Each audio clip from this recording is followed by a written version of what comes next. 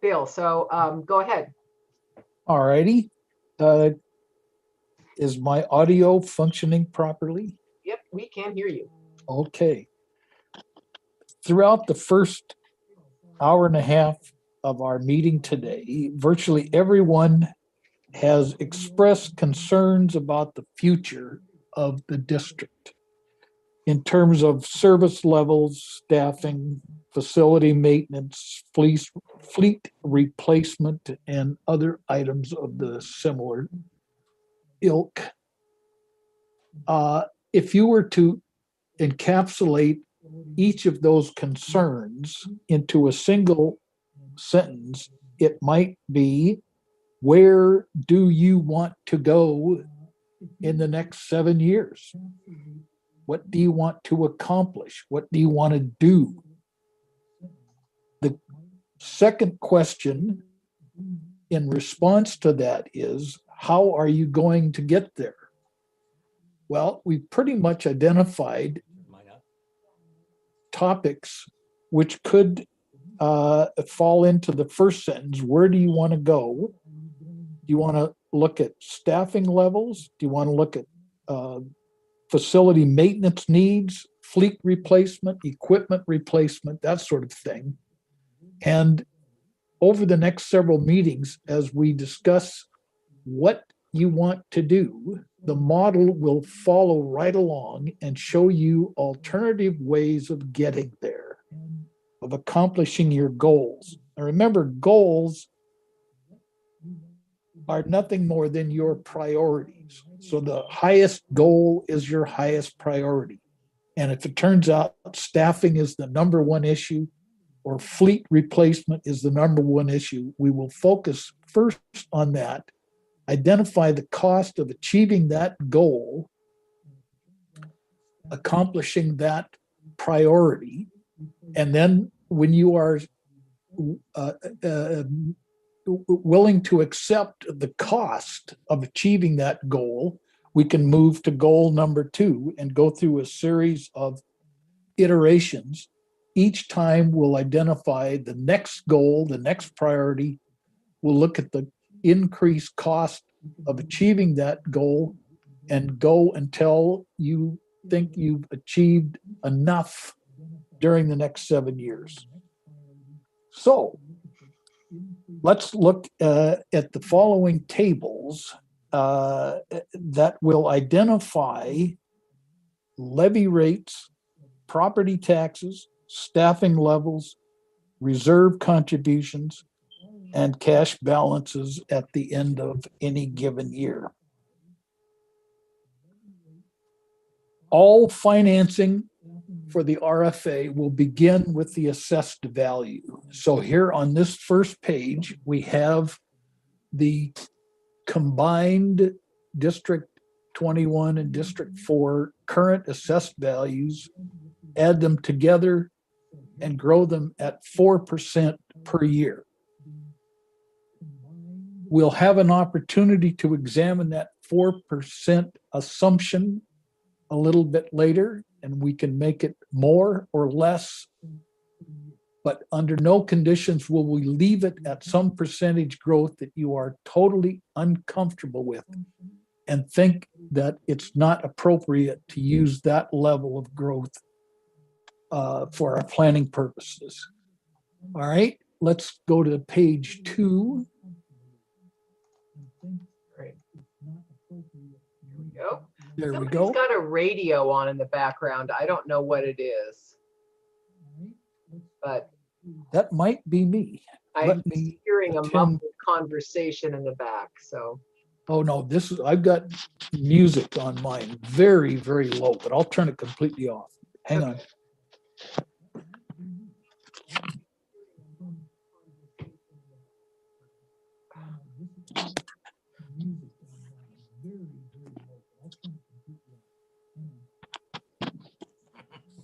Go. All right.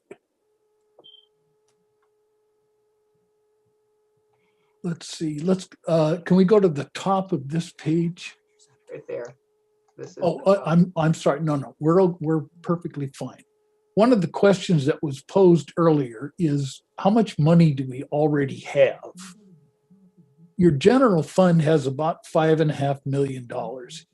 At the end of 2020 or beginning January 1, 21. In addition to that, you have several reserve funds, which have amounts of money shown in the second column. So your apparatus already has $1 million in it. Capital projects has $1 million. There's a small leftover amount in the debt service reserve, which can be given back to the general fund since that's where it came from.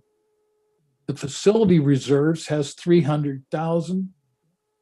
But in addition to that, I am recommending that you create a retirement reserve to accumulate some funds to pay off retirees' sick leave and vacation amounts that will be due upon retirement. Also, to separate equipment from apparatus and create an equipment reserve fund all on its own. You also have an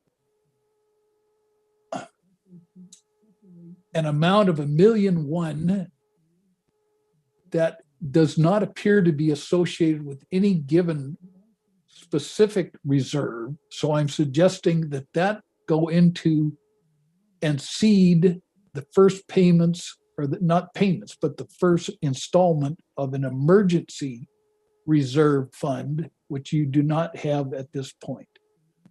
So you've already got $3.5 million in reserves. You are free to redistribute that money any way you see fit and to return the $43,000 in the debt service back to the general fund. Any questions on that? All right, page 3.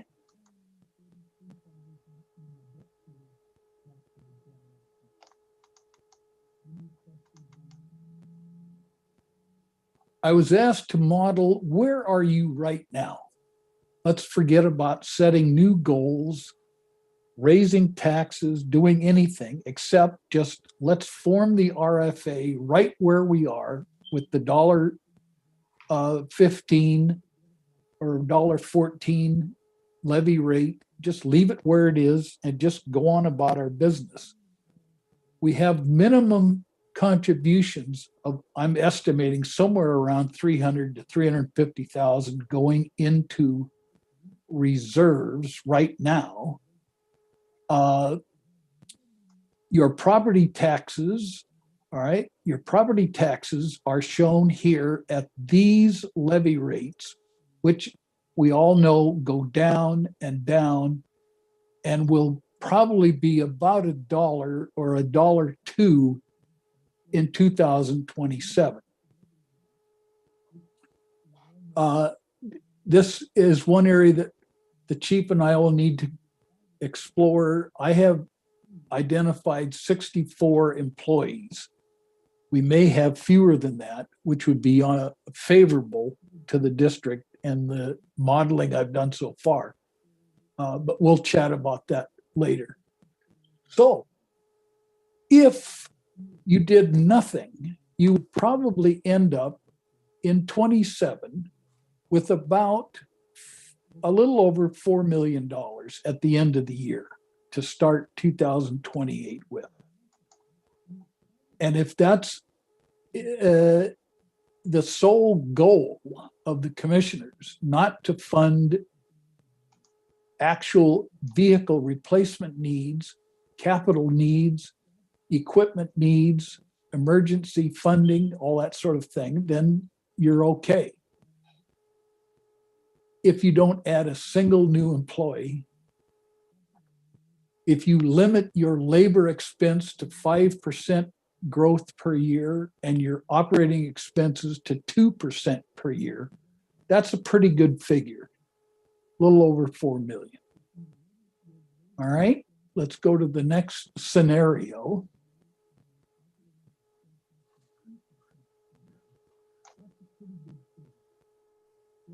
The second challenge that was thrown at the model was, well, we'll keep the status quo with our levy rate. We'll keep the same, or we will not add any new employees.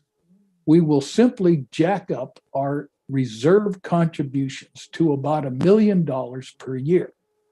Now, your reserve funds at that point will look pretty good. But remember, that $1 million a year, where did it come from? It came right out of the general fund.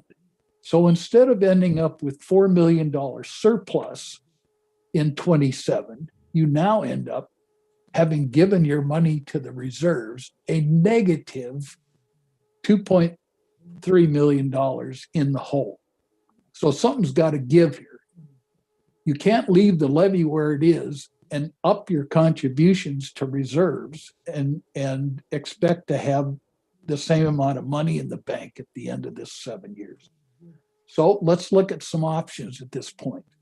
We're right now at $1.15. That'll drop to $1.12 next year. Let's go to the next scenario. Yeah. All right. What would it take to dig us out of the hole, the $2 million deficit? Still, no increase in staffing.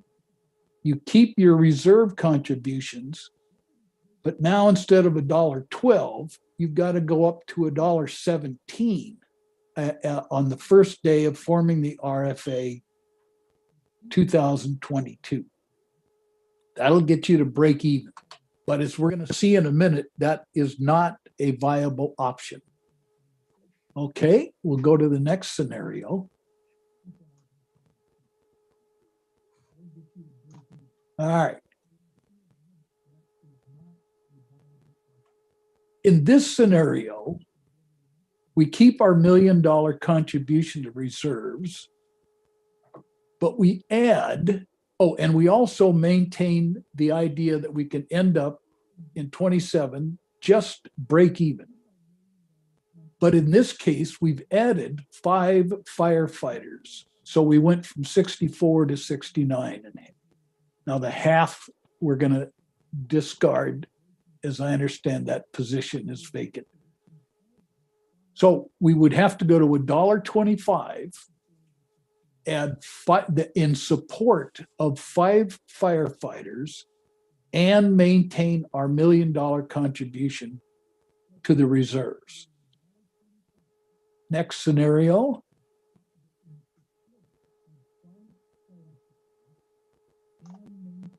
Now comes the difficult issue of talking about what is called working capital. You all know that property taxes only come in twice a year, at the end of April and most of May, and then again at the end of October. However, on January 1st, 2028, when you have $0 in the bank because you just broke even, your budget will be about $12 million a year. So that's $1 million a month. So in January, you're going to spend $1 million, but you started the year with $0. Now, where is that $1 million going to come from in January, February, March, April, until May, when all the property taxes come rolling in for the first half of the year? The answer is you can't get away with that scheme. You need to have the $4 million to meet payroll and operating expenses for January, February, March, and April in the bank on the first day of the year. So, without changing our reserve contributions, we still want the 5 firefighters, but now you've got to go to $1.33 to accomplish all 3 goals: reserve contribution, 5 new firefighters, and $4 million of working capital at the end of 27. Next scenario.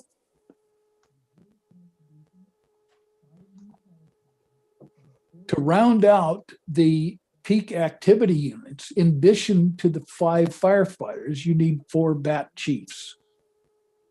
So now we've gone to 73 employees, the $1 million reserves, the $4 million of ending fund balance. You're now required to have or to start the RFA January 1, 2022 at $1.42. You still have 8 cents of capacity that could be utilized elsewhere, but this gives you the idea that the model that we're going to look at over the next couple of months will give you the ability to ask all these questions to get immediate feedback. One of my large disappointments in the last 50 years of doing this kind of work was when the commissioner said, "What if we did this?" And my answer would be, "I'll get back to you in 2 weeks." What we can do now with this model is if you say, "What can we do?" or how can we accomplish this? You can expect an answer in a matter of seconds. So given that, we will move to the next scenario. Actually, that's all the scenarios. We're now on to Okay. some rules of thumb. Yeah, these are just reminders. Each employee at the firefighter level takes about 1.5 cents levy from 22 through 27. 5 FTEs, therefore, would be 7.3 cents. 9 FTEs would take 13 cents. And just as a kind of an aside, if you issued a $10 million. Wait, this is just the levy. Okay. Just focusing on the levy. 10-cent levy would cost a $400,000 homeowner $40 a year. Now let's explore that a little bit more on the next slide. Just a reminder, a $10 million bond issue over 20 years with a 3% average interest would cost $672,000 per year. Now, I went back and looked at the assessed value of the 2 districts in 2009. And if you had issued in 2009 a $10 million bond issue at 3%, your total assessed value would have been, at that time, $5.2 billion. That would have then taken a 13-cent levy to raise $672,000. 20 years later, in 2028, that levy rate, well, the AV at 4% would have grown from 5.2 billion to 11.4, and you're well on your way to that target. The levy rate would have fallen from 13 cents to under 6 cents per thousand. If you owned a $200,000 home in 2009 and it grew 3% per year, it would now be valued at $361,000. The taxes paid would have been $25 in 2009 and $21 in 2028. 2 reasons. The assessed value of the entire district will grow slightly faster than the average increase on a single home because you're adding new construction, new homes, new businesses, new land development, which contributes to a 4% growth, while the individual home is going up, in this example, at 3%. So, can I answer any questions at this point? I'm going to stop the share so we can see. Sure. How are you guys doing? I think we lost everyone. It's possible. I don't know. So, did that make sense? Did you show how different levy rates, different adds of staff will cost you different amounts, and how that'll flow through 7 years? Any questions or comments from what you've seen here so far? And I'll start with Bruce. Thank you. I'll get mine later. I know, but with great power comes great responsibility, Bruce. Bill, I just want to thank you in front of the group and anyone else watching. This is a model that I've been hoping to see since I started here 5 years ago of how do we fund stuff and how much does it cost? And the fact that you can, at the touch of a button now, give us an instantaneous answer to that question is invaluable. I see this as, I think we're here today as a combined District 4, District 21 boards to see where the next step in the planning committee's work is going to be happening. And so I don't foresee us convening, maybe one more time as both boards together, but we wanted both boards to see where we're going, right? And it's up to that planning committee now with this information to come back to the boards and say, hey, look, we've met, we've discussed, this is what we think is in the best interest of the RFA, and then the boards will have to approve that. And if they do so, then it comes back and we move forward with our hopefully August election plan. But this is amazingly helpful to know that, hey, what does 10 cents get me? And I think the interesting piece is the 10-cent levy on a $400,000 home. It's $40 a year. So, let's just say, and let's shoot for the moon and say, let's raise it 30 cents. That's $120 a year. That's $10 a month. I don't know how we cannot not sell that to the public. But that's up to the RFA committee to do that. I think it puts it into numbers that the average homeowner in person can relate to. And so I hope the rest of the board feels the same way as I do about that. Anybody else want to chime in at this point? Well, I just want to follow up on Bruce's. Bruce, did you say you used the $100,000 figure when you were saying it'd be $10 a month? That's the $400,000 house. Yeah, $400,000 house. Right. $400,000 house with a 30-cent levy increase. Yeah. Okay. Yeah. I was just kind of thinking that was probably our average. I just heard it wrong at first, and I was like, 100,000. I don't know. We can get a house anywhere. That I don't see that we could do anything less to begin with. Any other comments or questions here while we've got Bill here, and we will see more of Bill in the next several planning committee meetings. Oh, could I ask one more question? Of course, go ahead. With District 4, and I know I should know these numbers better, but I don't. But I believe we're at somewhere around a 88-cent fire levy. Fire levy is somewhere in there. Yes. And the EMS levy would disappear. But right now, so technically our folks are paying $1.20, is that correct? You're paying $1.03. What did we pay? Sorry, $1.03. $1.03? Yep. And with the EMS levy? Yes. Oh, okay. And I think this is one of the things, the slides from the public outreach. Your two combined levy rates are actually very close right now. At you guys in District 4 at $1.03. And District 21 is at $1.14. Those are really very close. Mm-hmm. So that's a good starting point. I've seen projects ground out right off the bat because levies are so different. So you guys do not have that problem, which is good. Any other questions or comments?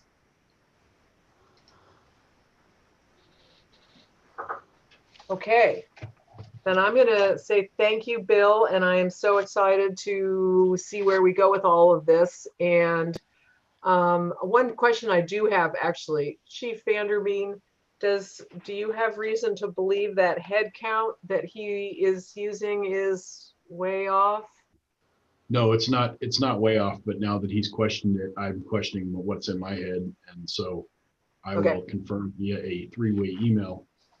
Excellent. Yeah. I look forward to that. Okay. So, because that's kind of a good number to know and have right. Yep. So we're going to move to part 5 of 8. So that's exciting. This is where we break down what do you guys want to add in the next 7 years? What is most important to add if we're going to maintain service levels as population and calls for service grow? We're first going to start talking about staffing additions. Then we're going to talk about apparatus. And then we're going to talk in part 8 about facilities. So actually it's part 7 is facilities, sorry. So we're in part 5 of your books now. And what we're going to do here is the chief is going to talk to you about what he believes would be necessary to reliably be able to maintain your current service levels as population and calls for service go up over the next 7 years. What would he recommend you add? And there are two different things. There's a baseline, which is just maintain response times, staff safety, your ability to provide your current services as demand grows, just maintain, and that's what we call baseline. And then baseline plus is what is the first increment of stuff you would recommend adding as chief to increase those service levels. So what's the first thing you would do above maintenance of current levels of service? That's baseline plus. Are we clear on the nomenclature? Because it's kind of important to understanding where we're going here. People get that? Hopefully I Hearing got it. none, I'm going to say yes. So I'm going to turn it over to the chief, and we should now be looking at the page in your packets that has the front half of a nice org chart. You guys Yep, page got that? 30. Page 30. Page 30 is where we should all be. So I just want to really quickly do a little history. First, I want to talk about what Mr. Cushman said, and then do a little history lesson.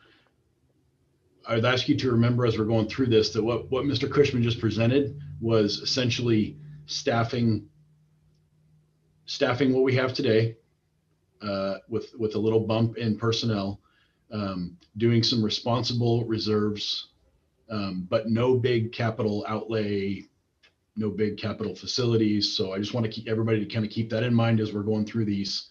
And maybe if you're wondering why we're not shooting for the moon on some of this stuff, because we've got a lot of areas to cover and only so many checks on the checkbook. So the little history lesson is that I've been here since 2007, and other than the addition of solidifying a three-man engine or 3-person engine, we have not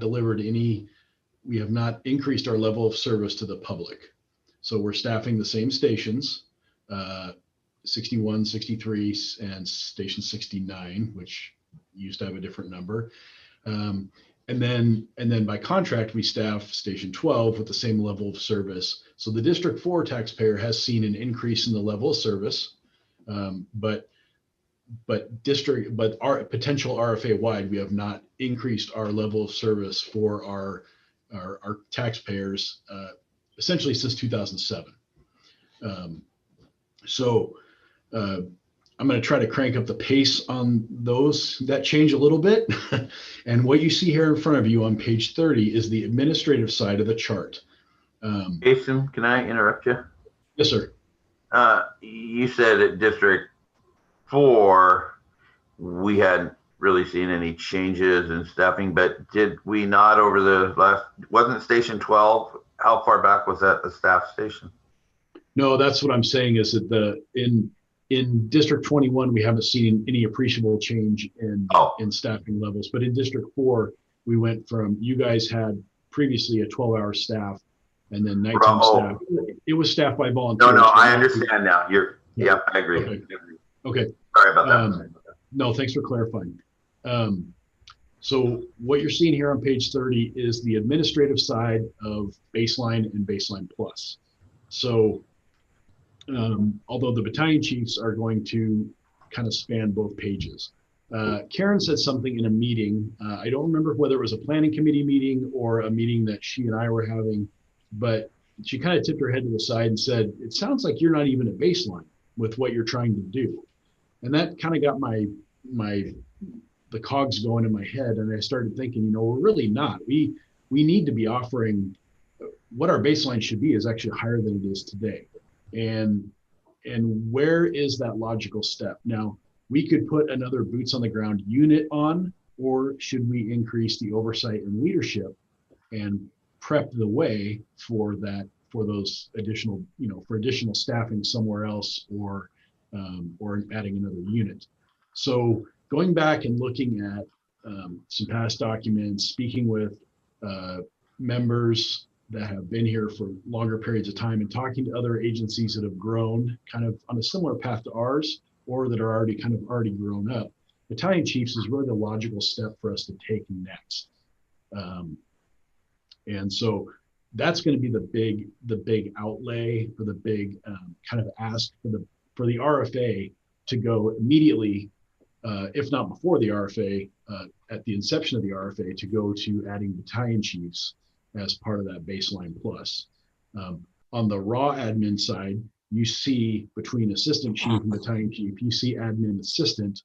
That's not really going to be an addition. That takes care of all the current administrative employees for both districts. Once again, I remind everybody that the RCWs, everybody comes across. We're not heavy. We can use everybody we've got. The additional administrative, so in baseline, it's just battalion chiefs. If you flip to page 31, you can see more where those BCs that's fire lingo for battalion chief, where those BCs are going to fit in to the org chart, the kind of the daily organizational chart, the response, what the customer is going to see on the bottom end. And what it's really doing is, Commissioner Ansel, I believe it was him that kind of alluded to it before, but with the increase of administrative demands, myself and Chief Ward, we're not getting out there. We're not supervising the troops. There's a breakdown in communications, because I can't be everywhere at once. And our troops deserve, the crews deserve that oversight that right now the districts, we're just not able to give them. And that can be accomplished with battalion chiefs. It provides stability and consistency for the crews. It provides a kind of upper middle management place for complaints or concerns from our public to be heard, immediately, as opposed to making its way through the email chain to me and then finding out 2 days later. It puts depending on how we write the job description, it puts a health and safety officer on duty 24 hours a day, which is something the district is currently lacking, and puts us at some risk if we were to have an on-the-job injury. It's the next natural step for the district. And I go back to what Karen said that kind of piqued my interest before. I think this is something we actually need now, if not before now. But as we're talking about planning, it really needs to be in our baseline org chart as we're talking about the RFA. That's where we need to start, is with 4 battalion chiefs, a dedicated one per shift, so that every single day we've got a command officer on the road checking in with the crews, and that's spanning that operational and administrative kind of that spot. That is my baseline plus, or my baseline, excuse me. Baseline plus is denoted by the red arrow. So those positions would be additional positions. These are kind of our pie in the sky, or where maybe this is planned sometime in the first 5 years or so of the RFA. And that is to add a public educators, and I'll even add /PIO, someone to help us get our message out, coordinate with schools, coordinate with community groups, and this even dovetails into some of the facility stuff, as we talk about building new stations or remodeling stations. It sounds one thing that's really common in the fire service, and Station 12 does it exceptionally well, as does 61, they've got a community room that the community can use. And having that person be kind of an ombudsman for the facilities the district has and can offer the citizens. Then the big baseline plus, the big red arrow with the purple square that now I see it on paper makes it kind of hard to read, but that would be a peak hours transport unit. I feel like that is it's a current need that we have. Just this week, we had three calls going on within 10 square miles of each other. And we are spread out. We're 186 square miles. And I've been talking about it in my public outreach, but just for comparison size, Bellingham, the city of Bellingham is 35 square miles. So we're big. It takes a while for anybody to get there if a crew needs help or if we've got an additional call for service. So the peak hours unit I feel is defensible. On your next two pages, page 32, you'll see a paragraph about incident concurrency. That comes from the ESCI report. And really the shocking number is line two incidents. We typically 38% of the time we have 2 incidents running at the same time. Now, a lot of that comes in that northwest corner for us based on long transport times. So when you've got state units in Blaine and Birch Bay out on transports, we're talking they could be out for an hour to an hour and a half, depending on the packaging of the patient, weather conditions, all those other things, the flow of things at the ER as they're transferring care of the patient. And it can affect us greatly. And that's where we have really robust auto aid agreements, with District 7 or Ferndale, as well as with Bellingham. And, but one thing, as we were talking, somebody was talking about auto aid earlier, and it made me realize that auto aid is kind of a way of covering each other's weaknesses. And when we get that big incident, say for instance, a train derailment, which we had in January, and hopefully it's a once in a career deal, but we've got multiple units on scene for hours, and as did Fire District 7. And we had specialists come up from Bellingham Fire. And so now you've got all three kind of big organizations calling for callback, begging for people to come in on their day off and cover the stations, which we can usually do after a number of hours. But with a peak hour unit, and if you look at page 33, it shows, this is again from the ESCI report, it shows our peak hours and really where it even makes a recommendation in there about that the 12-hour period between really 08 and 8 p.m. is really where our peak hours, where our peak usage is. And, starting with a 12-hour staffed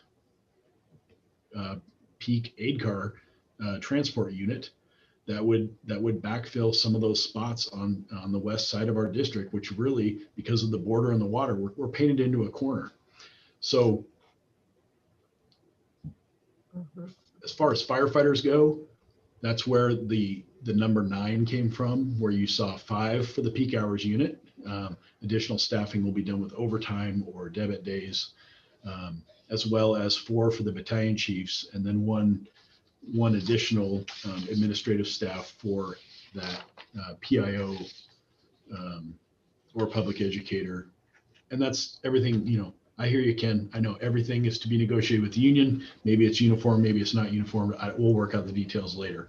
But those are my baseline and my baseline plus recommendations for where we go as the RFA. Thank you, Chief. So first, let's just start with questions. Does anyone have a question about what the chief is proposing in the way of staff adds to maintain services at baseline? And the first thing he do to above that, the peak hour unit and the public relations person. Any questions? Okay, so let's talk. What do you guys think about this? Are these we're not making final decisions today. But does the baseline recommendation make sense to you? Would you agree that the first thing we should do to really stabilize our service levels is to add those 4 bat chiefs? Or would you have thought we would have been going in a different direction? And if so, why? So that's what's on deck now. Does anybody want to start this conversation? Should I? Go ahead. Thank you. I thought I'd volunteer before you volunteered me anyway. I love that. Oh, yeah. I've learned. Thank you for training me.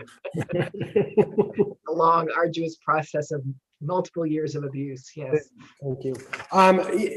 We hire a fire chief to make recommendations to the board. I mean, normally the board doesn't have as much maybe fire service experience as our boards actually do. And so, for me, this is a no-brainer, but I think, the combination of to make District 21 to begin with, and then now the proposal to bring 4 and 21 together is just moving us to a more professional organization.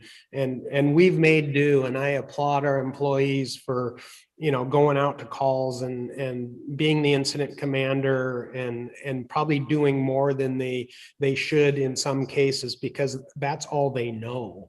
But as the chief said, we don't have that oversight. We're asking the fire chief to run weekends and evenings and share that duty with our assistant chief, Sean Ward right now, and Ferndale and Linden. I mean, we are growing up and we need to grow up, and that consistency and safety will mean a lot, I think, to our employees of having one person to go to 24/7 on every shift that can manage the day-to-day stuff, and through the 4 of them provide consistent messages to all 4 shifts. And like Jason said, I mean, somebody gets hurt, who do we call?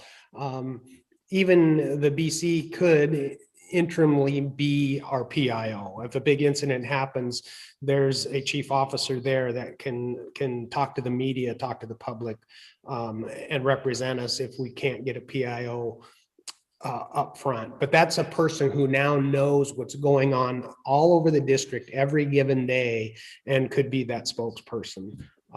Safety is another big issue, and the accountability and all that. I come from a large department. It seems like second nature to have battalion chiefs, and I think this department is growing to a point, especially with our 180 plus square miles of service area, to expect the chief officer to drop his administrative duties and run all over the area. His day is shot. He hasn't been able to accomplish anything else. So, I think it's a great recommendation. I think it's up to the planning committee to decide, is that something that we want to move forward with right now? But I appreciate all the time and effort and work that's been put into this. Other comments on the staffing baseline and baseline plus recommendations from the chief? Dave Hansen, was that a thumbs up for it, or was that I want to make a comment? No, my thumbs up was I liked how Bruce was starting out there. I agreed with what he was saying. Okay. I'm just having fun with the little buttons, Okay. Anything you want to add here on this discussion? Oh, I really commend everybody for all the work that they put into this, because I sure didn't, and I think I really agree that we have a governance management set up, and we've got a chief that we pay to bring these ideas and suggestions and needs to the table, and I've got to trust him. I don't have Bruce's experience either as a chief officer in a big fire department, so really we have to rely on our people with that knowledge, I think. So I hate to keep saying it, but I'm more of a follower in this type of situation. I'm more of a governance guy. But you're not uncomfortable with what the chief is presenting. No, I trust him, and I don't think I'm qualified enough to say that I would be. I have to put a little trust into these guys, and I have definitely have written some questions down to ask. This is a good a time as any, but is there a big question for you on this recommendation, Dave? No, nothing really. There's again, I think I just have to rely on our expertise there, and then with Bill Cushman with his recommendations that are the financials that he threw out there. I definitely got my mind boggled. Numbers and I don't do real well together. I pay people to do numbers, and now I remember exactly why I do that. I share your pain. Math is not my forte either. Commissioner Andrews, what are you thinking about what you've been hearing about staffing ads? Well, one of the most important things, I believe, is the PIO.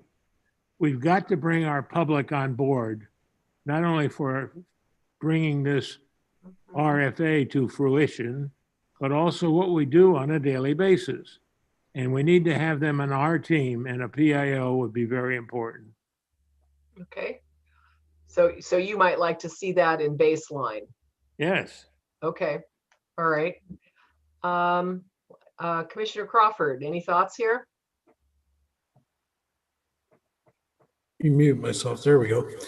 No, we saw basically some of these recommendations from our ESCI report, and I'm fully on board with some of those recommendations, just due to the fact that we're growing day by day and getting double tapped for calls all the time.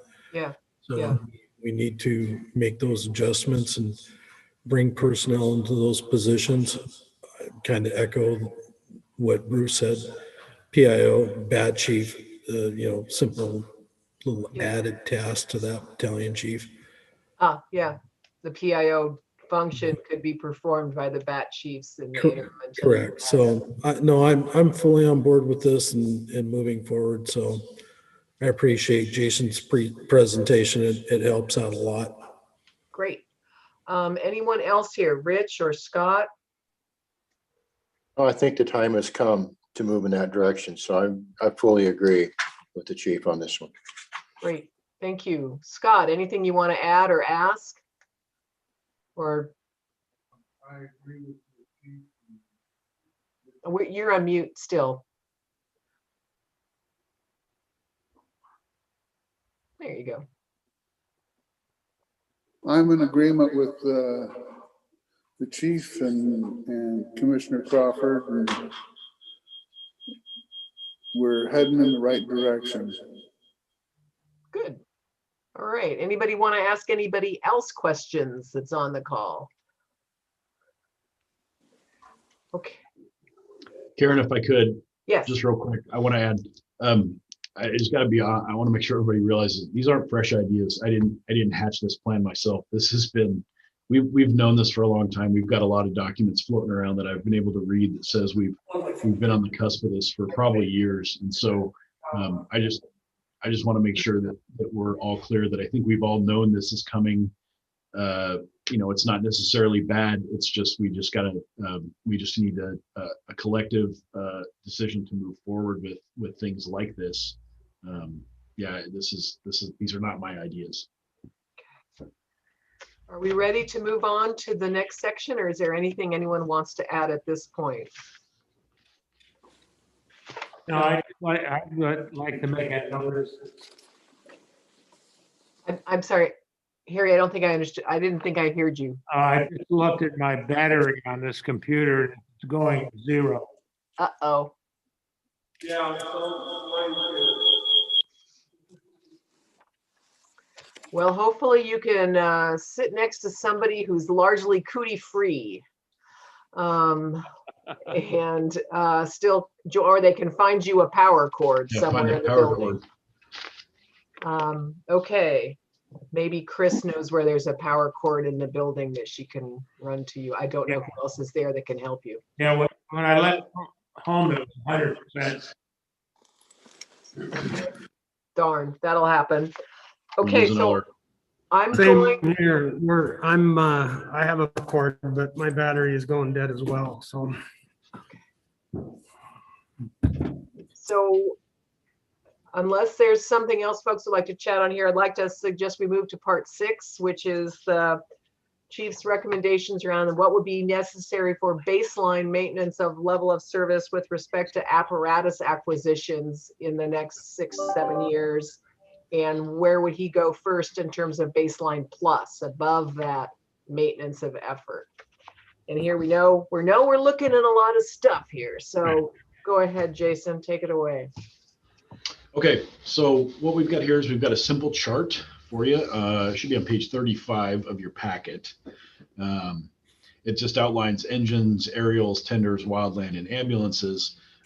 What you see is in baseline plus, or excuse me, baseline, for engines, our needs are 3 more engines. We've got 1 coming, should be here in April, but we need to get our other 3 engines. So, in line for replacement. We need to stagger those replacements so that we're not buying 4 engines at a year. Yeah. As far as the baseline plus part of that, that's just adding an additional engine to There's a plug-in right behind me. There's a, Hold a second while cords are. Yep. And Jason, can you, when you get back to this, can you clarify whether in the first row, is that additive? We're not talking a total of 7, we're talking a total of No. 4. 3 or 4, yes. Okay, yes, thank you. I will do that. So wait a second, we just lost Commissioner. Commissioner Andrews. Andrews. He's here. He's just getting plugged in. Okay. And he'll have to dial back in. Maybe Chris can help him dial back in. We'll work on it. Okay.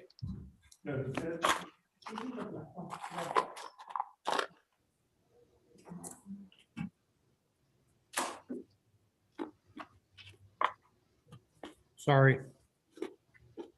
Somebody's crunching. Okay, am I okay to start or keep going? Give us 1 minute. Okay. I'm back, by the way. Okay, thank you.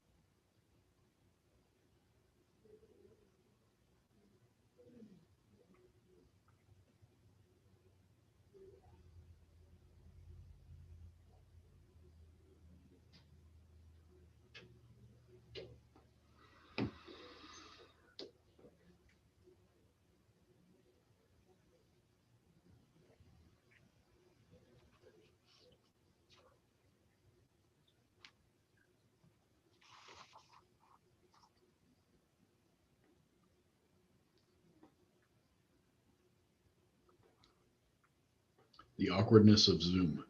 All right, sorry. We are repositioning Commissioner Andrews back so he can participate on my screen as well. Okay, Great. am I okay to start yakking again or? Give me 15 seconds. Got it. Just let me know.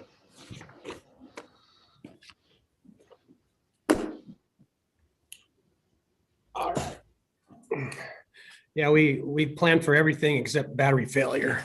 When I started, it was 100%. Yeah. Yeah. We're, all right.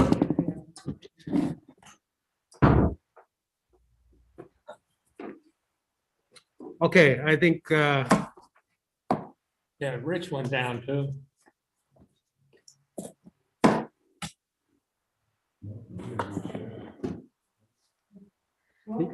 yours is working. Yeah, mine's working. Okay, let's go ahead and get started. Okay, so back to engines. So what I'm saying in baseline is that we need an additional 3 engines, 3 replacement engines to replace aging apparatus. My baseline plus recommendation would be to add another engine to those. That would give us, and that the addition of that 4th engine would be later in the RFA, so closer to 2027. And that would allow us to have equally spread out and aged apparatus so that we get on a more sustainable cycle, and we always have 2 reserve engines for use by crews as things go out for maintenance or as they break down. Below that, you see estimated years of acquisition. When will we buy these rigs? As I said, we have 1 coming in 2021. My plan would be baseline. We would need 1 more in 2023, 24, and 25. And then if we were to do the baseline plus, it would be to add an additional engine in 2026. So we can kind of lengthen out the replacement schedule on these apparatus. Estimated cost per vehicle for engines, we're putting $750,000. That is just a very rough estimate. I'll say again, that's a rough estimate for a total baseline of $2.25 million in outlay for just engines at the baseline level, or $3 million at the baseline plus level. And For Jason, aerials. I'll just note Yes, ma'am. that I made I think I got a math error in there. Baseline plus the very bottom line. All in baseline plus is not 13.25, it's 9.75 million. I thought those were additive. So they're cumulative. So the baseline plus price tag for all in everything on this sheet is 9.75 million, rough estimate. Okay, thank you. For aerials, we have 2 aerials in our system. Everybody knows we had a 1977 My goodness. ladder that went out of service. We put out of service when we traded Bellingham for a training engine for $1 and got another older a 1990s ladder truck. So we've got two ladders. Both are old and both are going to be needing replacement. One would be during the period we're talking about in 2025. The other needs to be replaced in 2031, which is outside the years that we're talking here, because we're really only talking up to 2027. But I added it in there because of the size of the cost. So I estimated, once again, these are potentially a little low, but at $1.5 million replacement cost for each apparatus, for a total of $3 million. I'm calling those baseline because by ISO ratings, we really need to have two ladder trucks, 2 aerial apparatus within the district, because of the way we're split with the train, where our urban or our high rises are centered both in Birch Bay and Blaine. We've got weight restrictions on a bridge that we can't pass, increasing response time from Blaine to Birch Bay by about 13 minutes. So we really are geographically, we have to have two ladder trucks. Tenders, I think everybody knows this. This should not be a surprise to anybody that's even glanced at the ESCI report. The fleet basically needs to be replaced. So my baseline and my baseline plus are the same number. This is like I said, I'm not doing pie in the sky. I'm not asking for tiller ladder trucks or anything like that. This is just maintain, to replace what we have. We're looking at replacements in 2022 for two tenders, 24, 25, 26, and 27, each of those years. Now we are very fortunate that District 4 came into this contract with some moderately healthy tenders that will extend out to that 26, 27 timeframe. But really what District 21 brings into the marriage is some pretty ancient apparatus, and we're going to be in need of immediate replacement. Wildland, I didn't even put a number in there. Oh, sorry, to go back to the price. So 375 is what I put in for tenders. Just basic water, getting water to the fire tenders, nothing fancy, for a total of 2.25 million. For wildland rigs, these all fall outside of the RFA planning process. I know that they have they've got a timeline in the ESCI report that shows they're overdue, or they're going to be overdue. But to be honest, our wildland trucks are flat skids put on the back of a heavy duty truck. It would be an easier replacement. I'm not saying easy, but it would be easier replacement. So I didn't include them in this because I feel that's one area where we can stretch out a little bit, and the cost is not so high that we'll be able to make that up at a future date. And the topic of the hour is ambulances. That's what we burn through. We need to have 7 ambulances, kind of raring to go.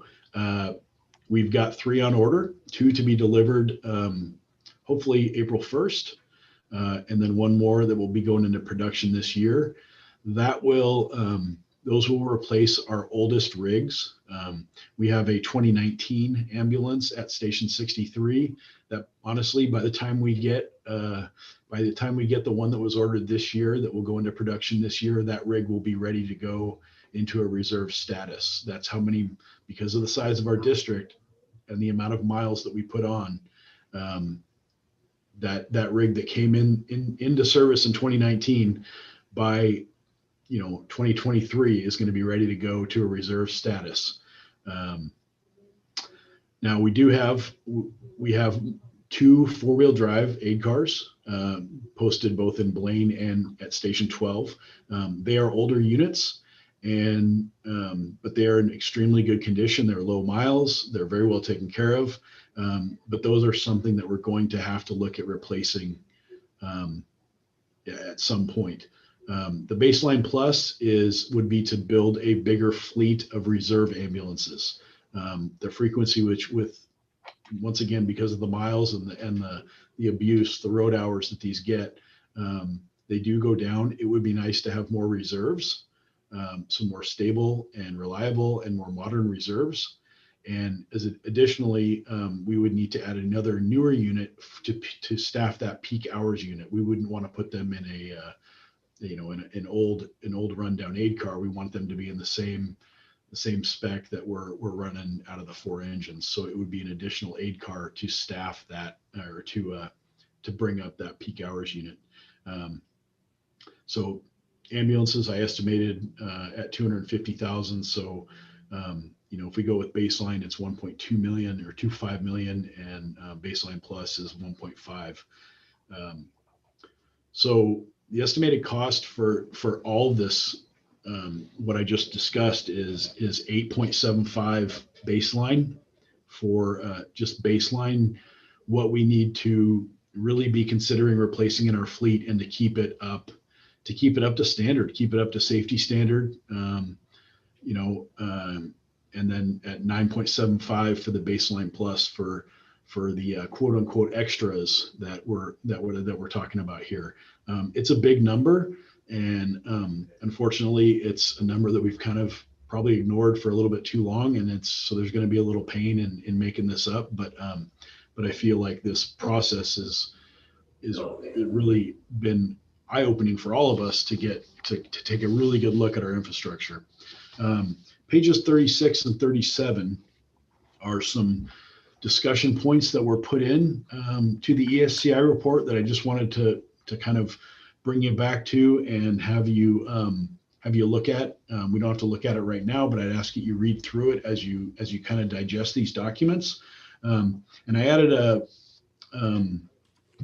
want to make sure to add the bottom paragraph on page 36 discusses apparatus maintenance and replacement planning.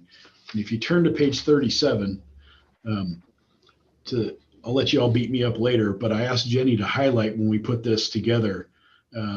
It says NWFR replacement planning. North Whatcom Fire and Rescue does not currently maintain a capital vehicle replacement plan nor a capital equipment replacement plan. And I think Mr. Cushman has really wisely outlined in the financial plan that we should be sequestering funds for both equipment and apparatus separately because of the high cost. And we're talking equipment. We're not talking about just simple things. A set of rescue tools for a new engine is we're talking $40,000. These are expensive tools and equipment that we're talking about, and so it is definitely good financial planning to have some of these, a rainy day fund for these, so that we're not having to dig in the couch cushions to outfit a new fire engine.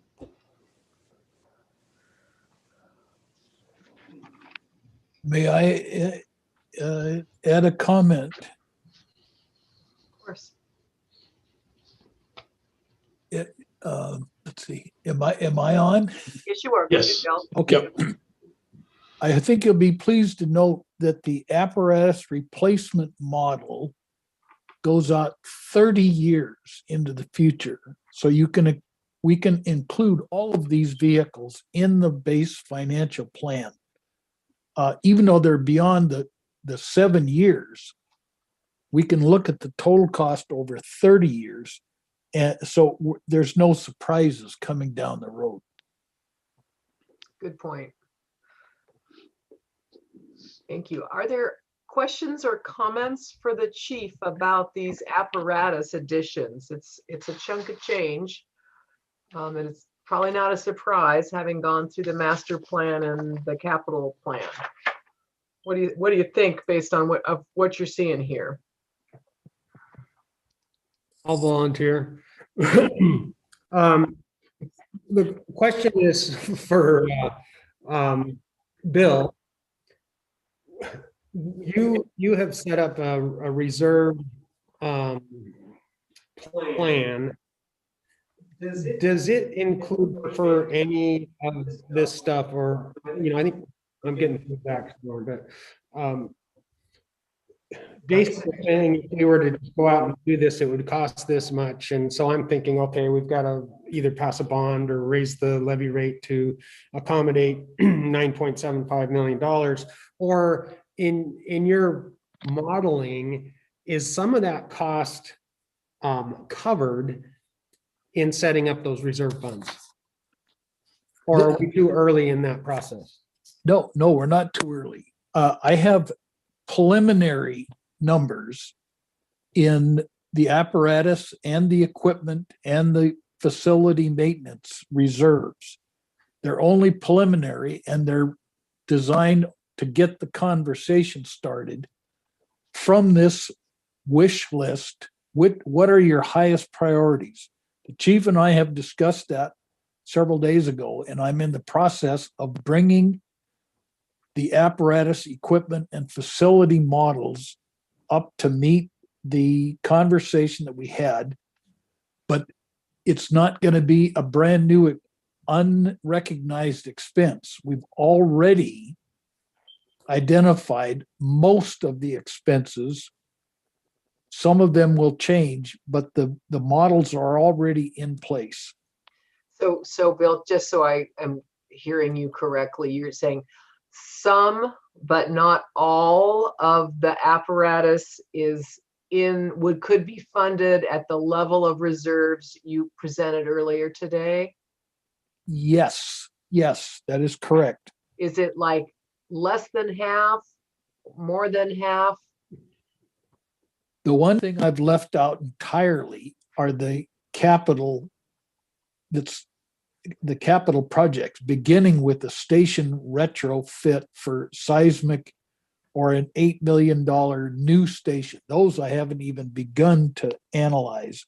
Right. but the tenders, pumpers, ambulances, they're all in there. There's an extensive list of equipment.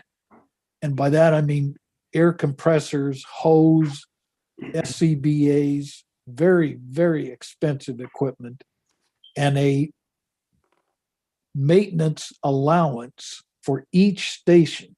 I think I used $10,000 per year per station, just as a beginning point. So that sounds like it's probably not facilities replacement, but for apparatus, you probably have most of the baseline is in there now, but maybe not all of it. And that's what you're double checking. Yes, that is correct. Yes. That's really good news. Okay, good question. Anybody else have a question for either Bill or the chief here on the apparatus list? Does this look weird to you? Is this surprising? Or is this, yep, it's time to do this? Time to do this. Time. Thank you, Rich. Anyone else? Concerns, questions? I know it's a lot to absorb, but nobody's walked away from their computer, so I'm really happy about that. Well, we haven't got to facilities yet, so just hang on. Yeah, we saved the scariest parts for last, guys. Anything, or do you ready to move on to facilities? Okay, we're gonna go to facilities. That's part 7. So go for it, Chief. This is Okay, so this is more pages. What you see first is going to be just a chart that I'll hit here in a second. I want to go through what's behind it, just so you're not flipping, or you can, I guess, just so you know what's back there. So then we've got all 4 of the ESCI report, basically information pages for each of the 4 staffed stations in here, 12, 61, 63, 69, and then included station 68, where the tender group is out of, just because of its kind of, it is of prime importance to us as well. It gives an outline of where those stations were at. It just covers a lot of different parameters, how many bays they've got, restrooms, sleeping quarters, yay or nay.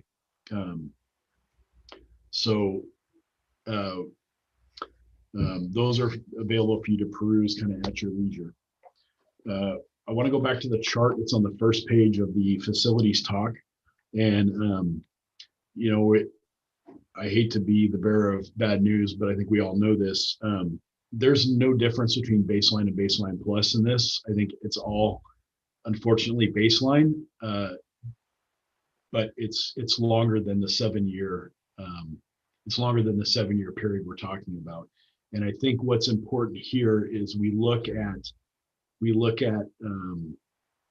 most of the information I've gotten from is my own knowledge of just working and living in these stations over my time here at North Whatcom, from the ESCI report, from feedback from our employees, and also from the 2016 capital facilities plan. All of our stations need a little love, some more than others. And actually there's a bright side to this. We've got 2 amazing facilities: Station 12 in District 4 and Station 61. We're starting from good foundations there. Station 63 and 69, there's a little bit more that we need to talk about. Station 63 was due to the capital, or per the capital improvement plan, for about roughly a $5 million, I think, $4.4 million seismic upgrade and remodel in 2020. Station 69 was due for a $2 million SAMES upgrade and remodel. The ESCI report, as well as just anecdotal evidence from having worked at 69 for years, is, we have questions about, is that even in the right place? With the guide now being a divided 2-lane highway with roundabouts, there's oftentimes, and there's sometimes we have to go past a call to get to it, turn around and get to it. Or you have employees making the decision to jump the roundabout and go the wrong way up a 50-mile-an-hour road, based on based on the life and property, making that snap decision. So we need to see, is station 69 even in the right spot? We get to station 63, it's our biggest station, whether you want to call it our flagship station or whatever. It's past its time. It's a wonderful facility that was built for volunteers, and it served its purpose great then. But we now have full-time crews in there. You talk about the addition of a battalion chief or additional staffing. The rooms in that facility are so small that really the crew living area has taken over all of everything, and it's the way it should be. That's where those folks live a quarter of their year, a third of their year. We shouldn't ask them to be, to have their living room be a 10 by 10 room that gets just beat by the sun all summer in a non-air conditioned building. So we've tried to do some incremental improvements to make things better or more livable for them, but we do have some pretty significant needs. Really the first thing that I'm outlining is that we need to, and I will give Commissioner Ansel the credit for this. He's the one that kind of dropped it in my head. But we need to budget, make sure that our first year of our the RFA budget has money for a study, a really good study with some elevations for what the replacement of 63 is going to look like. And I would go so far as to say that we might also need to do a dual study where we look at, is 69 even in the right spot? I think we've got a lot of good evidence from the ESCI report that we could do a majority of that ourselves, but I think it's always good to have a third party, when you're talking about the cost associated with moving a station, have a third party kind of verify our thoughts or our feelings. And I think that one thing that the RFA board is, whether the planning committee sets the board, hands this football to the board, but the talk about, an honest talk about a potential bondish measure to fund the building of Station 63 or the remodel of 63. It's going to be a big remodel. That's where our mechanics are located. It's a facility that's got a ladder truck. It's got aid car. It's got, two aid cars, a brush truck, an engine, a tender. It's a big facility. And building it to today's standards, I fear we're past a remodel. I think we're going to hit that criteria where we're looking at a complete renovation that's going to bring it up to code. Which, when I look at it through my chief hat, that's the right thing to do for our employees, is bring it up to today's health and safety standards. And I know I certainly would want that if I was working in that building. So I don't think we could ask them any less. And then there's just the ongoing capital needs of HVAC upgrades or repairs at stations, painting. Station 12 needs to be painted or stained. We've got Station 69 is, the roof is 40 years old, and the lifespan of the metal roof is 40 to 70 years. So we've got some potential big maintenance issues or maintenance pieces that are coming up for all of our facilities. And in this time, in the capital facilities plan, it also talks about planning for a new station. And I don't know that we have the data to support building a new station in a new area. I think with our robust, I keep using that word, auto aid agreements, that we cover each other pretty well. But the new station may be the total replacement of, like I said, 63 or 69, or building out, retrofitting Station 68, which is another one of the stations that I put into the packet there. it also is roughly 40 years old, and it's starting to show its age. So we have some significant capital facilities needs. I think we all know this, and each of you has talked about it as we've gone on through the presentation today, that we've got some big stuff. But I think a good place to start as a new entity, I think a good place would be for the planning committee to give direction to the board, the new board, that to start with the replacement for Station 63, and invest money in that investigation to get that ball rolling and start figuring out how we're going to do this. And the investigation, I have no idea how much that would cost. Is that $500,000 to design something? I have no idea. Yeah, I think that would be,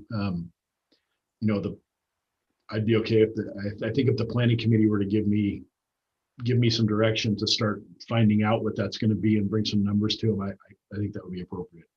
Okay, and then we could size that against what the reserves are offering and the other things like the HVAC and the painting, that the routine Right. fixes and replacements that you need to also do. Okay. And is the new station piece, is that a question mark in terms of that study, or is baseline? We should study that in the next 6. Well, I think it goes into you could take that in so many different directions, right? Is that new station, is that new station, is it moving Station 69, that we've identified might be in a bad area? Is that what we're calling a new station, or are we, because now we're talking about buying land. Where we buy that land, we're going to have to put in a pretty robust, there's not going to be any sewer there, so it's going to be a pretty robust septic system, and capturing runoff from the everyday activities of a commercial building. And it's going to be a big investment, and I think we might need to look at that as our new station that we talked about, using our existing facilities, upgrading our existing facilities, but that the new station might be the moving of Station 69. So that's kind of a begin study, is a 2-pronged study, either new station or Correct. relocate 69. What makes the Yep. most sense? Okay. Sorry, I just jumped in with that. Those trying to get clear in my own mind. No, that's Anyone fine. else? Anyone have other questions or comments on what you're seeing here about station rehab and replacement and planning for same?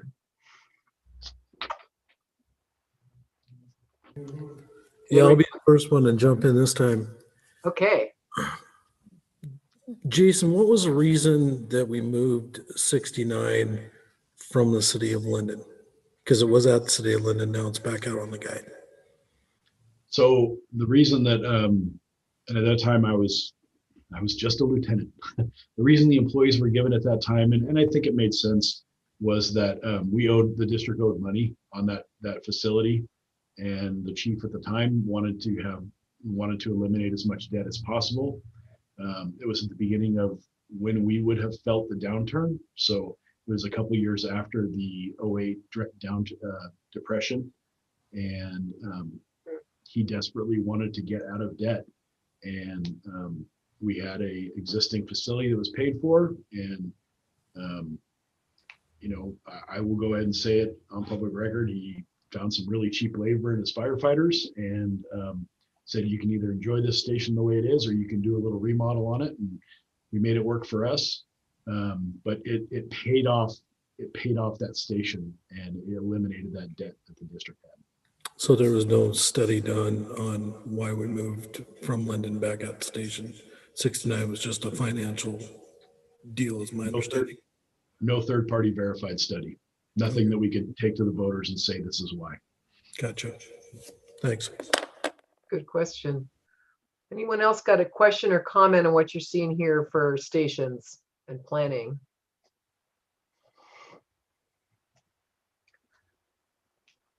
now we're gonna, if we don't have any questions, is it something that you think you can support? Understanding we have to figure out how to fund it and when to fund it. Sounds like this, given that, you know, with the baseline, your stuff that we've been talking about so far, up to this point, you're probably up in the vicinity of $1.40 plus. This tranche may be a bond issue further down the line to pay for that. And Bill, if I am misspeaking, please correct.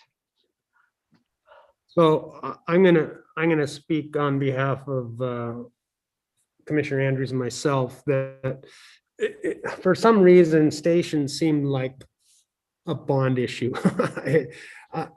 You know, it's such a large amount of capital, and I mean, we're going to have operation and maintenance expenses as it is. And I think if you look at Bill's model, it's going to take everything we have just to keep people and rigs on the road. And I don't know, my gut kind of says that the public would understand a bond issue maybe in a few years down the road that addresses our aging station needs. I think that's a whole lot easier sell. You know, if you say, hey, I want a bunch more money so we can hire 20 more people to do whatever. But if you say our stations are falling down and we can't house our employees, I think the public is a little more in tune to wanting to get behind something like that. What are you guys doing? Are you guys playing? Are you guys playing? Hey, Dave. Sorry, I didn't realize the dogs came right. Well, you should at least show us the dog.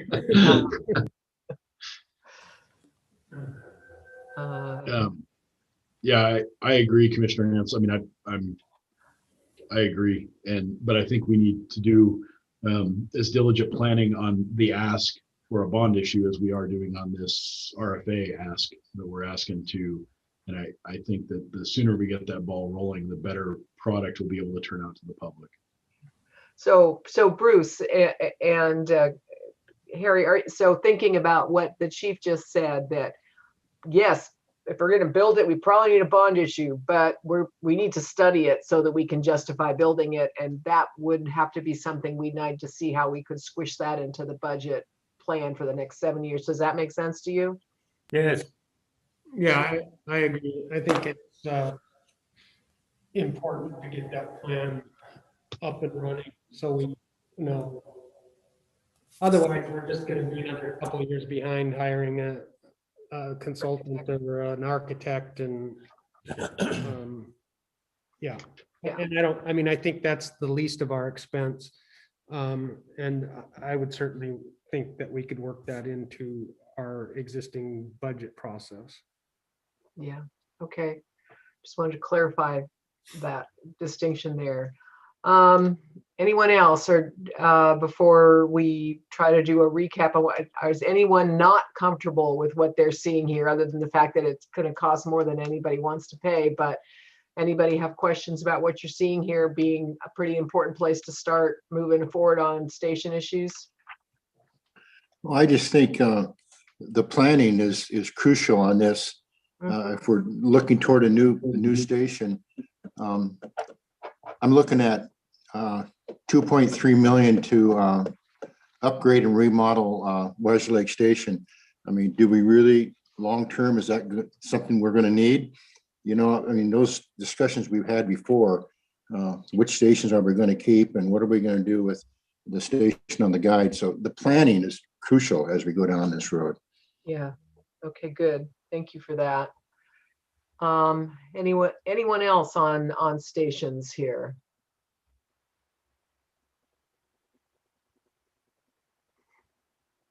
Okay.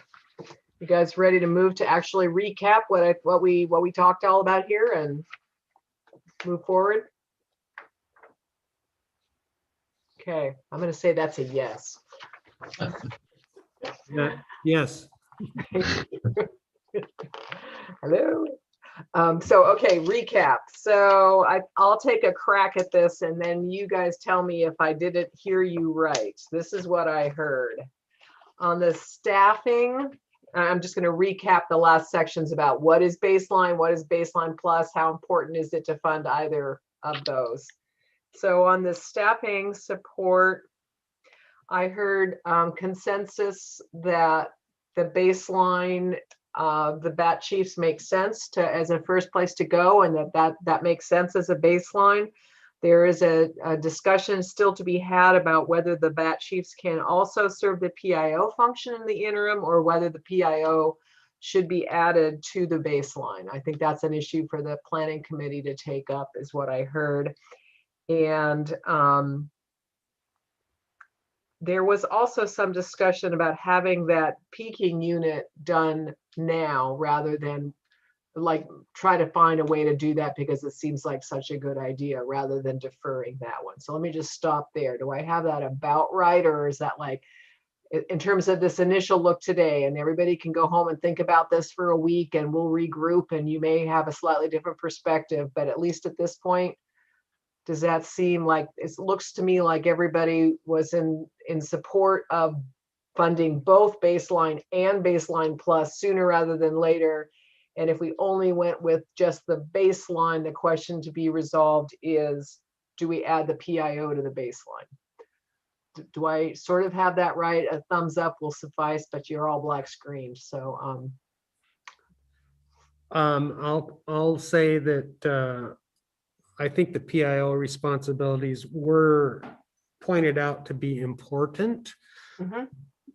But I think if we add those battalion chief positions, and I've sort of looking across to a couple people here in our room saying that we think maybe the BCs at least initially could handle that responsibility, and that would save us that one position, at least for now. And the peak unit, I mean, we need help. I mean, the other option, in my opinion, is you have to add another, another company, another station or something. And if you look at the ESCI report, it's a stopgap, right? I mean, you start somewhere. Typically what happens with those peak units is they become full-time units because it shows how useful they are at taking that workload. And it's the long transport that's part of our equation that we have no control over. You drive from Blaine or Birch Bay down to St. Joe's and back, depending on time of year and traffic, and turn around and you're an hour and a half out of service easy. And that's a lot of covering from other jurisdictions. So yeah. I think we have to do it. Okay. Anybody else want to comment on that staffing stuff? At this point, we have some more work to do, but it sounds like we have a pretty strong consensus that we should try to eat both baseline and baseline plus sooner rather than later because of the risks in the concurrent call outs. I'm going to go to apparatus. I think I also heard a lot of support for both baseline and baseline plus, and the real question is how far can we get towards that with the reserve funding, and what does that do to the rate if we try to capture a little bit more? So that will be an exploration for the planning committee. How far can we get? And so I think one of your options may be, to the extent you can't get all of the equipment in your starting levy rate over the next 7 years, wherever you set that, it's potential you could combo stations and some other pieces of equipment into a bond issue. So we'll have to look at that. We'll just see what kind of flex do we have in adding everything that has been identified into the initial starting levy rate versus segging out some of it and hoping we could get voter approval for a bond for stations and maybe a couple pieces of equipment. Do I have that right, or anybody want to add any comments around apparatus? Okay. on stations. It sounds like we agree that studying this issue now is really important, and it should include not just studying what do we do with 63, but also the question of 69, is it in the right place, or do we need a new station somewhere else? And sort of combined study effort there. And that the other consensus seems to be this is too big to eat in one bite. We're probably going to need to go out and do a bond issue sometime over the next 7 years. This is a need that cannot be deferred beyond that, but it's probably one that we can't fund within the $1.50 or wherever we are comfortable ending up with inside the $1.50. Does that sound about like where folks are? I'm taking silence as consent, but don't worry, I will ask everybody to talk before everybody leaves. So just to confirm that. Everybody's blacked out because they're asleep. No, we're I thought, okay, I can be boring, but the chief was mesmerizing. He can't be asleep.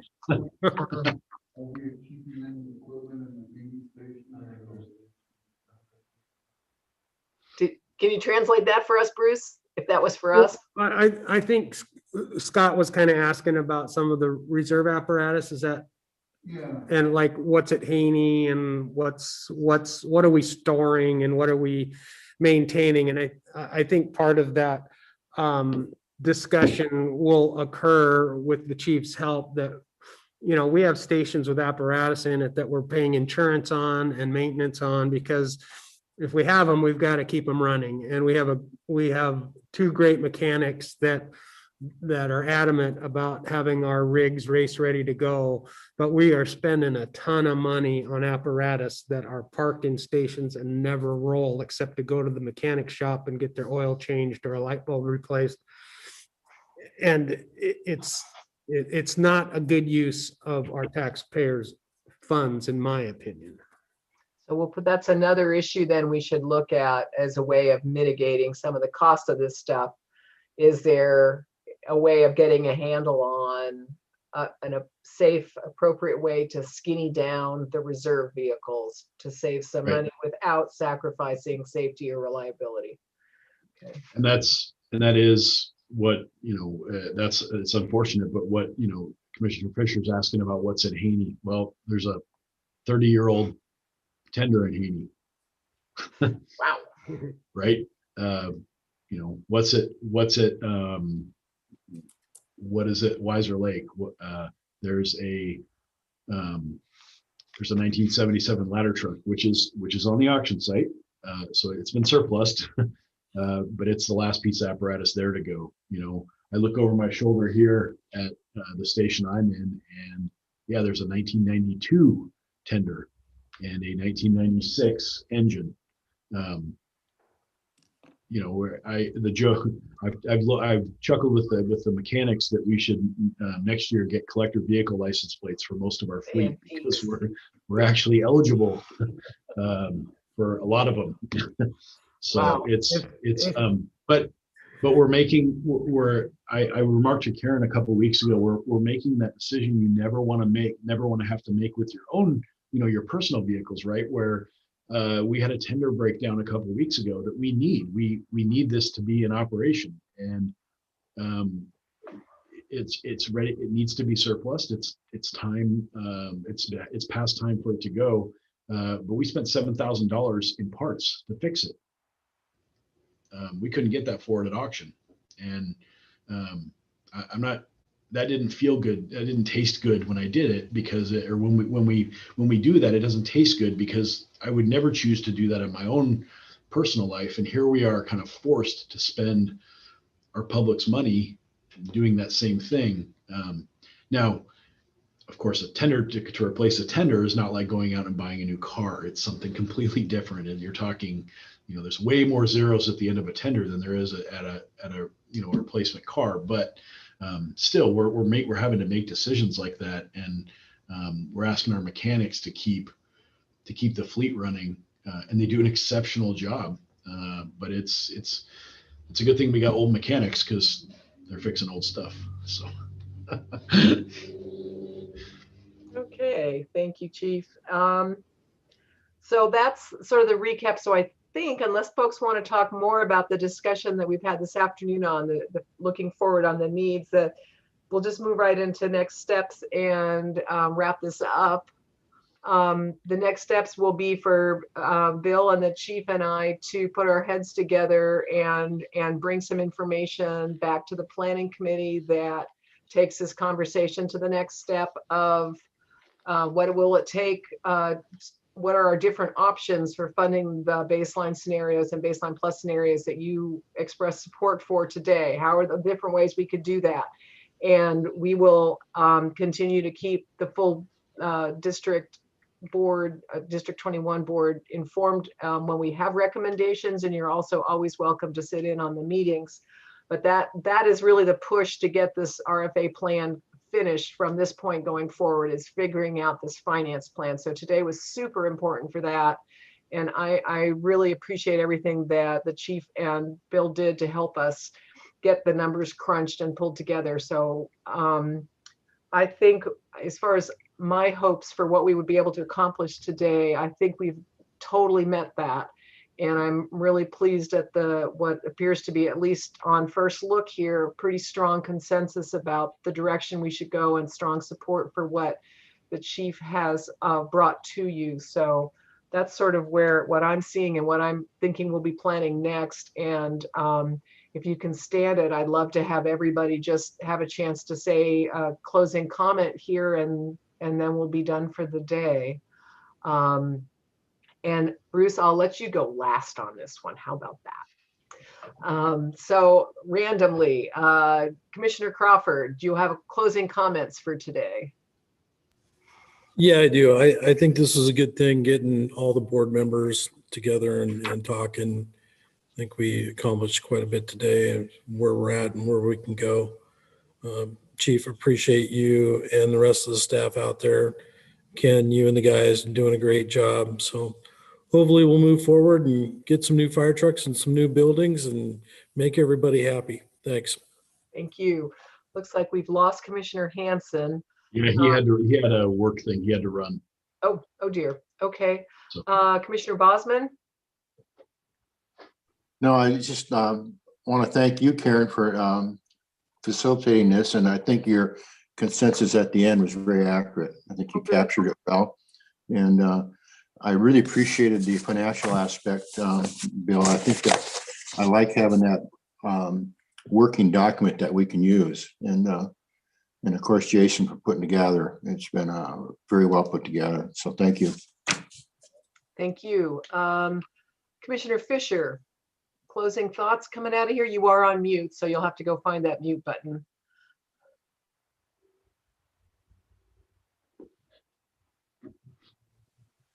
There you go. Am I unmuted? Yep, we can hear you.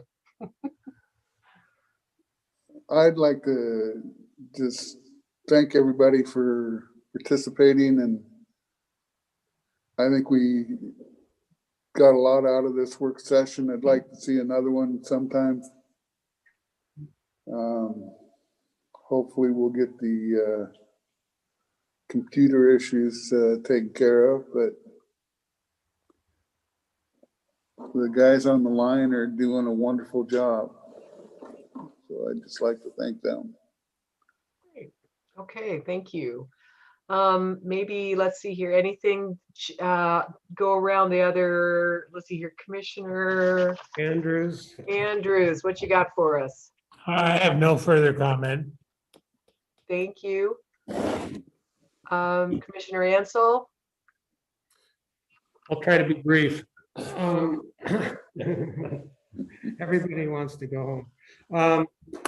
This has probably been one of the most productive work sessions that we've had since I've been here. I appreciate, Karen, your leadership and knowledge and background in bringing this information to us. Bill, your expertise and number crunching is invaluable.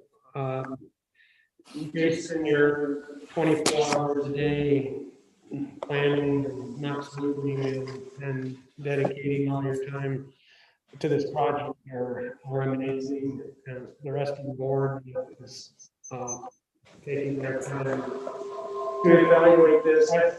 I guess one thing we didn't really emphasize on that, whatever levy rate we decide to set, it's not going to stay there.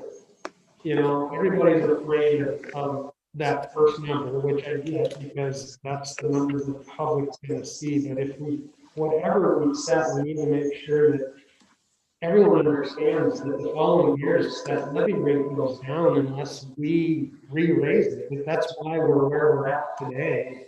And if you look closely at Bill's model, you know, it goes down by 2 to 3 cents a year. So if you're afraid of the $1.50 in the 3 years, it's going to be $1.40 something. So I don't know how we message that, but I know we're going to be really careful for what the initial rate's going to be to the public here. I think the planning committee has a lot of work to do, and I'm wondering, we haven't set that next meeting date. Do you have an idea of when that might be? I don't think we have a date for our next meeting, but we will enlist Jenny's help in confirming some times that work for all of you, and we may want to, yeah, and we'll try to get that calendared as soon as possible. It's, I'm not sure if that was your question, but I think it was. Was that it? Yeah, I mean, we've got some momentum right now. We've got numbers in front of us. We've got a great packet here, and I think we need to get to work. And so I'm hoping that we can do that in the next 2 weeks. Yep. Oh, definitely. Definitely. Just question of whether we could get it pulled together. I think probably 2 weeks will give us the time to work with between Bill and the chief and I to really put together the scenarios that we think will be responsive for to the questions that you've asked today and the recommendations that you're leaning towards. So, but yes, we should get on that as soon as we can. Thank you. Anyone else for the good of the order, Chief? I just want to say thank you to Karen and also to to Jenny Sand, who put this packet together, who, you know, she formats everything, and she had snacks at your table. Sorry, Karen, you and I didn't get any, but I know Ken didn't either, if that makes you feel better. So, but anyway, yeah, she went down and got everything all set up, and I just want to thank her. She's works harder than she works circles around me all day long, and so thank you very much to her, and also to Karen for your awesome facilitating and drawing out the questions. And yeah, I just appreciate the way you've herded us through this process. Awesome. It's fun herding, and Bruce will forgive me someday for picking on him. We'll see. We'll see. Yeah, okay. TBD. Okay, gang. Anyone else, Kenneth or Yeah. Chris or Sean? I just wanted to obviously thank Mr. Cushman for his work in making sure Chief knew what the numbers were. That's something that I know he was very grateful for. Karen, obviously you as well for putting this kind of presentation together and steering everyone in the right direction. And lastly, obviously all of you commissioners and the ones that aren't here as well. Thank you for your support on behalf of the union. We're just kind of moving forward the direction that you guys are wanting, responding to the calls, but we do need that support of staffing and stations and equipment from you guys to do our jobs fully. So I know a lot of the members will appreciate that as well, hearing the direction you guys are wanting to go. And I appreciate that. It makes my job easier and making sure that we have the equipment that we need to do our job. So thank you for that. Great. I just wanted to say real quick, it was a great meeting, good presentations, and I was especially looking forward to the financial presentation today. So that was very informative. And Assistant Chief Ward, do you have anything for us? I don't know if you're able even to be at your desk at the moment. He probably can't talk. I was having problems with my mic before, and we right. flopped desks. So Okay. It's been muted. Yep. Commissioner Ansel, Jenny did send me a note, said that please make sure to adjourn the meeting officially. Yes, I will. Okay. I'm waiting. I didn't want to cut anybody off. Nope, I get it. But if Karen says we're done, then I'll go ahead and entertain a motion to adjourn. You are done. All right, so it's been moved and seconded. I guess I'll ask all in favor, thumbs up, a yell, confirmation. I've got 4 people in this room, so that's at least a quorum. We're going to adjourn the meeting at 4:39 p.m. Thank you, everyone. Thank you. Thank you. Commissioner Gensel.